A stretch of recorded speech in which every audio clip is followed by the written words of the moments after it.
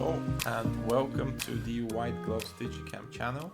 Today we're going to talk about a Digicam from 2003, namely the Olympus Camedia C750.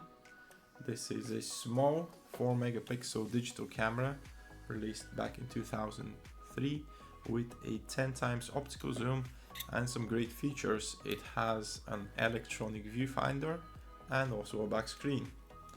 Okay, so a little bit of prehistory. Olympus, ever since about the late 1950s, has been creating some nice small cameras, starting with the original Olympus pen, released in 1959 by a designer called Yoichi Samatani. It was a half-frame film camera released back then, and it was very popular.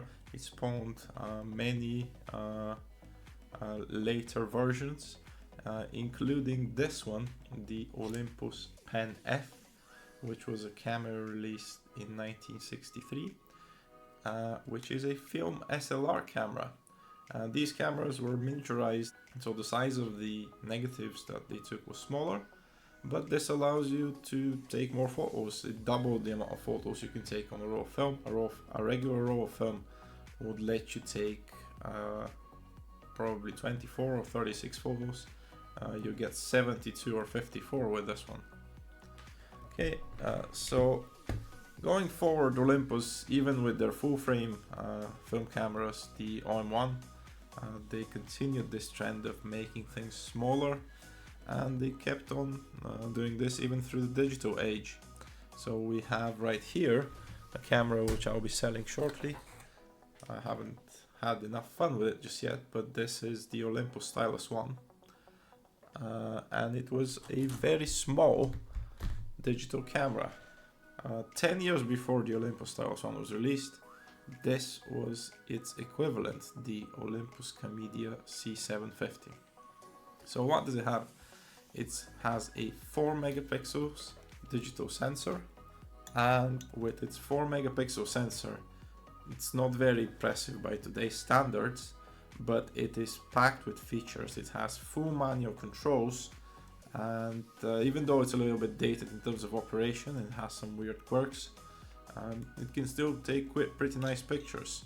I do quite like this camera, and it does use AA batteries, so you can power it no problem even today. So in a moment I'll put in the white gloves, but here are a few pictures that I've taken with the camera so far.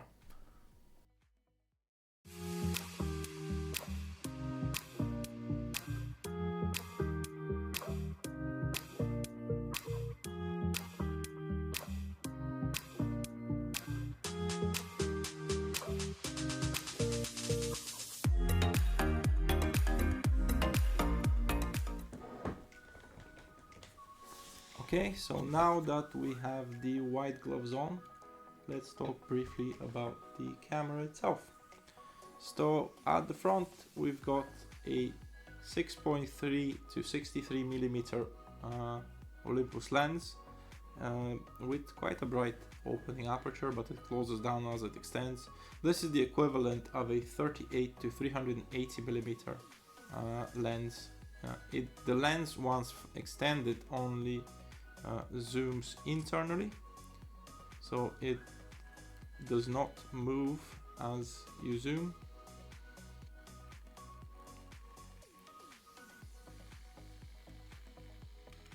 At the front you also have a speaker and a microphone.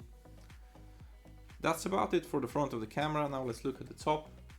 You have a zoom in and out dial. It's a rocker switch, and next to it inside is the shutter release.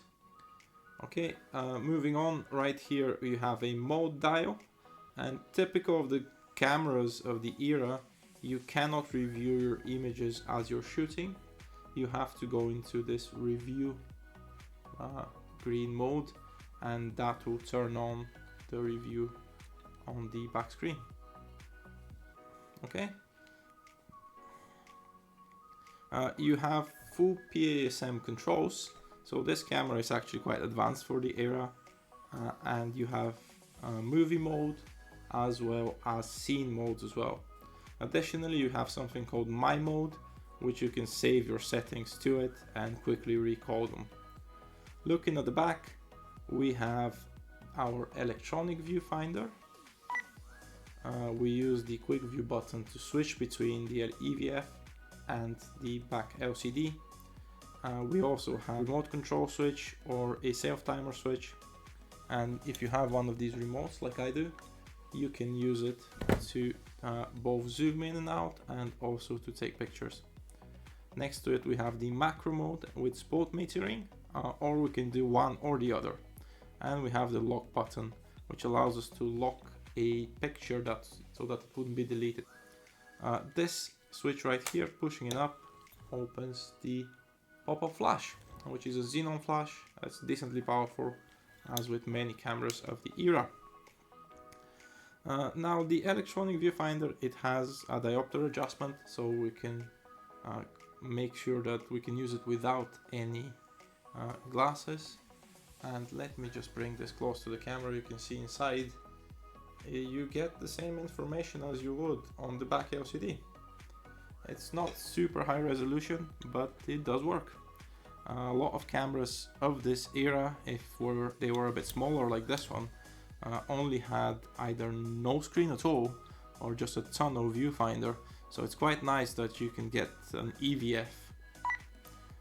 Clicking back here, let's talk about these buttons. So we've got the red power button. Clicking it on will power on the camera and extend the lens. Once extended, when you zoom in and out, the lens itself will not move.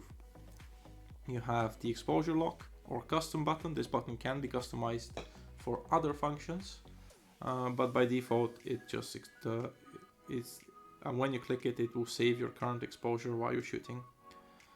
We've got a dial here with direction arrows and OK button, and the OK button brings up our menu. Now let's talk about a few annoying things. The internal buffer and the XD cards that the camera uses are fairly slow. So one thing to mention is if we go into the picture menu, the performance of the camera really depends on the size of the picture that you've selected. By default it's on HQ, which is a 4 megapixel high quality JPEG. However, if you select super high quality or even TIFF, the performance slows down significantly. Especially with TIFFs, if you take a picture, it takes about 10 seconds for the camera to record the picture to card.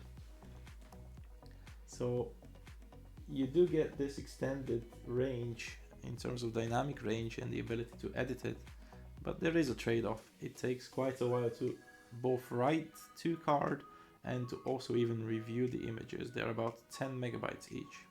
If you take off the batteries from the camera, it will reset itself. Like many cameras of the era, there is an internal battery which keeps charge, and this battery has gone flat. So taking off the battery will completely reset your camera. However, there is another thing that completely resets your camera. There is a setting within the setup menu called All Reset. If this is on, and it's on by default, so if you took off your batteries it will usually be on, anytime you change into a new mode, all your settings will be reset to your default settings.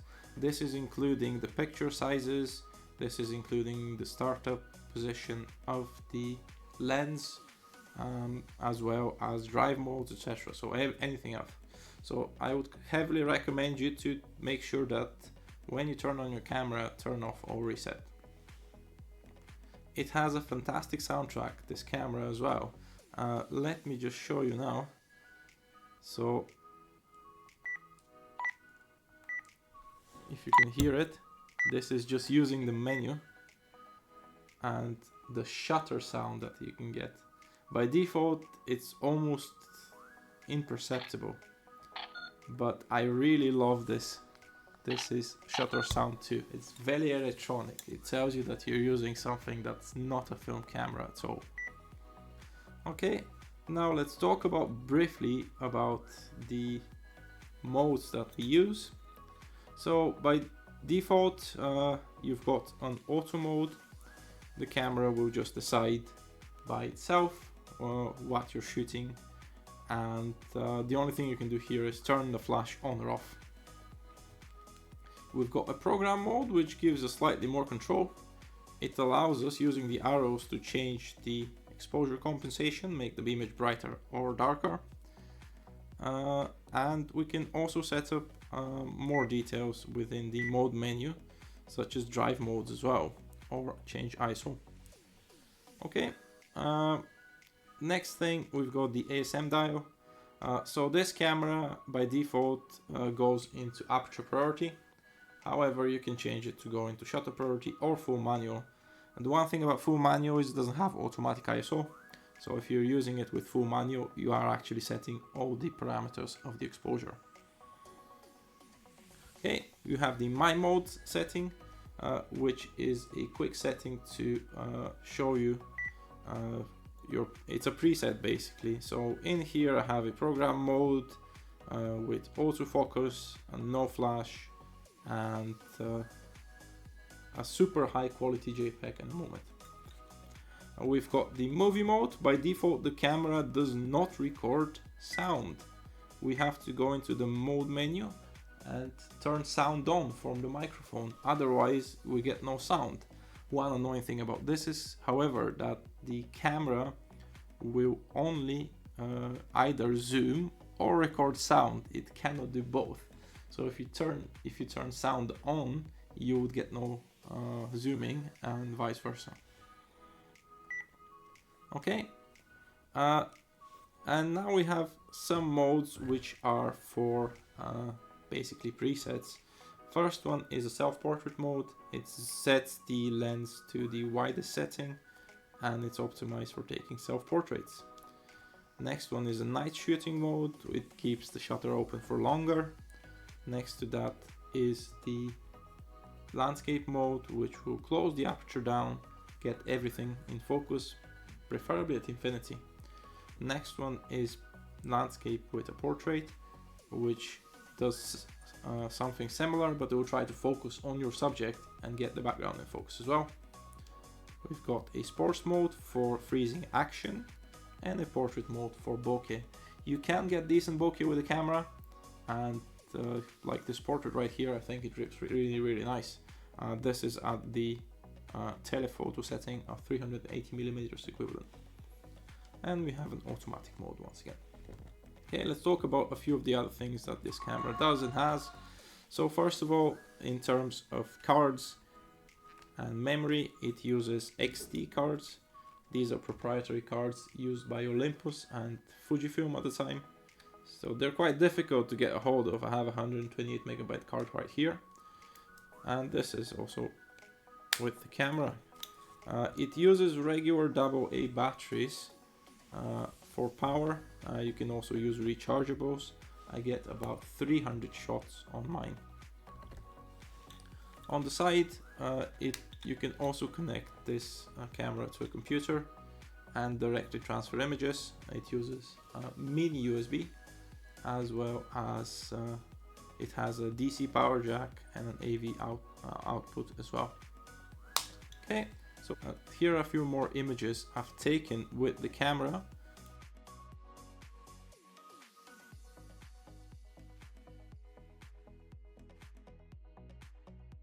And if you like it, I'll be putting it up on my eBay store, so you can get your hands on it. It comes with this XD card reader and this